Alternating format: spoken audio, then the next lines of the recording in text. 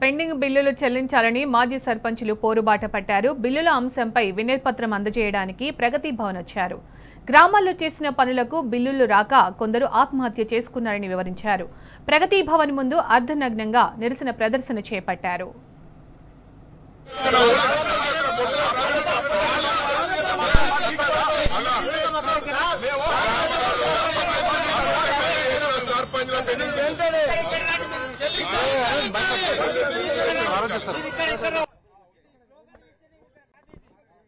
ఇప్పటికే జరుగుతున్న దమనకాండను ప్రతి ఒక్కటి కాంగ్రెస్ ప్రభుత్వాన్ని సర్పంచులకు బిల్లులు చెల్లిస్తలేరు. మరియు ముఖ్యంగా చూసుకుంటే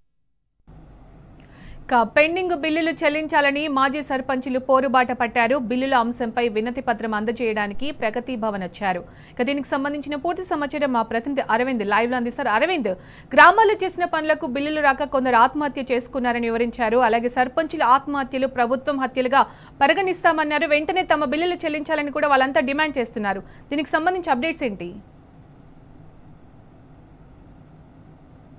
సునీత, ఏదైతే గాంధీజీ కలలు కన్న స్వరాజ్యమే గ్రామ స్వరాజ్యం. ఈ గ్రామ స్వరాజ్యానికి ముఖ్యంగా సర్పంచులు ముందు బాటలుండి ముందు వరుసలో ఉండి వారు ఏదైతే వీరోచితంగా పోరాటం చేసి గ్రామాలను తీర్చిదిద్దడానికి అభివృద్ధి చేయడానికి సర్పంచులు ఎంతో కీలకంగా దోహదం పడతారు. ముఖ్యంగా చూసుకుంటే తెలంగాణ రాష్ట్రం ఏర్పడి నుండి 2014 నుండి 2023 వరకు ఇప్పటికే గ్రామ సర్పంచులకు వారి బిల్లులు పెండింగ్ ఏ రోజు కూడా ఆగలేదు.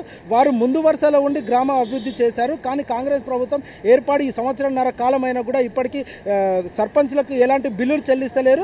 మరి ముఖ్యంగా చూసుకుంటే ఇటీవల చనిపోయిన సర్పంచులు అందరూ కూడా అంటే వారికి కేవలం బిల్లులు పెండింగ్ చెల్లించలేక ఇప్పటికే తెచ్చిన అప్పులకు వడ్డీలు కట్టలేక మిగతా ఇతరత్ర కారణాల వల్ల ఆర్థికంగా సామాజికంగా మానసికంగా ఇబ్బంది పడి వారు ఇప్పటికే ఏదైతే సర్పంచ్ బిల్లులకు పెండింగ్ చెల్లించలేక గవర్నమెంట్ నుండి బిల్లులు రాక పిల్లల పెళ్లిళ్ళు చేయక తెచ్చిన అప్పులకు వడ్డీలు కట్టక ఇప్పటికే అందరికీ ప్రాణాలు కోల్పోతున్నారు, ఆత్మహత్య చేసుకుంటున్నారు.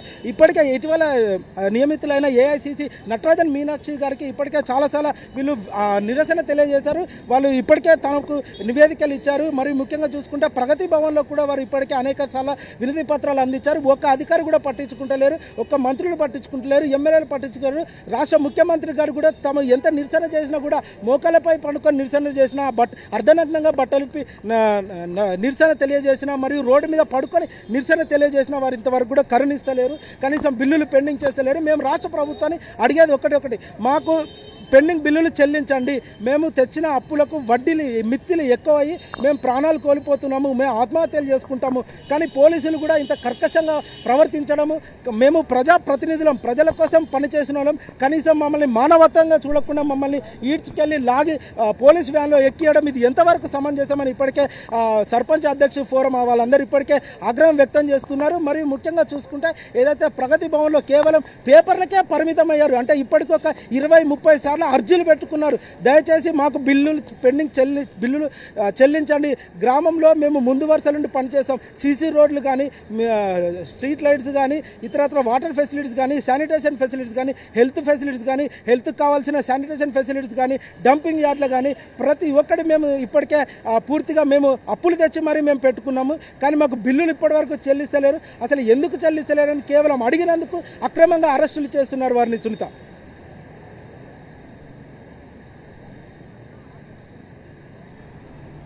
అరవింద్, వాళ్ళు ఇంకో మాట కూడా చెప్తున్నారు. బిల్లులు రాక సర్పంచులు ఆత్మహత్యలు చేసుకున్నారని. ఎవరైతే ఆత్మహత్యలు చేసుకున్నారో వాళ్ళన్నవి కూడా ప్రభుత్వ హత్యలే, ప్రభుత్వం బిల్లులు ఇవ్వకపోవడం వల్లనే వాళ్ళు ఆత్మహత్యలు చేసుకోవడం జరిగిందని. ఇప్పటికైనా స్పందించండి, మేము పెండింగ్ బిల్లులు మాత్రమే చెల్లించమంటున్నాను అంటున్నారు. ఎందుకు స్పందన లేదంటారు ప్రభుత్వంలో? అసలు ప్రభుత్వము ఇప్పటికీ చనిపోయిన ఆత్మహత్య చేసుకున్న సర్పంచుల డేటా కూడా వాళ్ళ దగ్గర లేకుండా పోతుంది. వాళ్ళ దగ్గర కేవలం ఈ ఆత్మహత్యలని ప్రభుత్వ హత్యలే. ప్రభుత్వం ప్రత్యేకంగా కాకుండా పరోక్షంగా కూడా చేసే అవకాశాలు ఇంకా ఉన్నాయి. ఇంకా సర్పంచులు అసలు వారు బిల్లులు చెల్లించాలి. ఎందుకనంటే రాష్ట్ర ప్రభుత్వం ఏర్పడ్డప్పుడు ఒకప్పుడు గ్రామ స్వరాజ్యము, గ్రామ జ్యోతి అని గ్రామాలలో వెదజిల్లిన అంటే ఒక వెలుగు వెదజిల్లిన కేసీఆర్ ప్రభుత్వంలో నేడు కాంగ్రెస్ ప్రభుత్వం వచ్చినాక ఎందుకు బిల్లులు పెండింగ్లు ఉన్నాయి? పాత ఉన్న పథకాలు ఎందుకు అమలు చేస్తారు? ఇప్పటివరకు గ్రామ జ్యోతి లేదు, ఒక గ్రామ సభ లేదు. ప్రతి ఒక్క గ్రామంలో ప్రతి ఒక్కరు కూడా ఇప్పటికీ చాలా బాధ తీవ్రంగా ఉన్నారు. మరియు ముఖ్యంగా చూసుకుంటే ఇంకోటి ఏంటంటే ఏదైతే సర్పంచులు ఆత్మహత్య చేసుకుంటున్నారో వాళ్ళ ఆత్మహత్య చేసుకున్న గల కారణాలు కూడా ఇప్పటికే ప్రభుత్వం చెప్పలేకపోతుంది.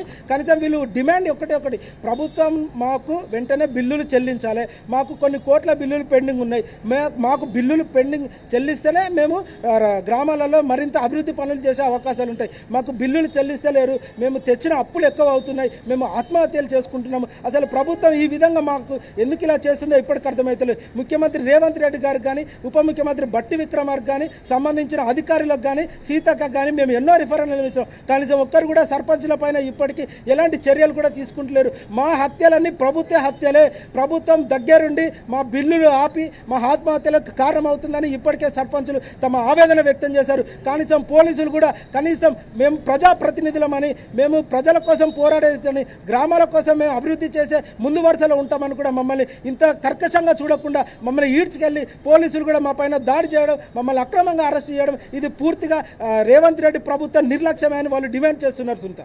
Right Aravind, thank you.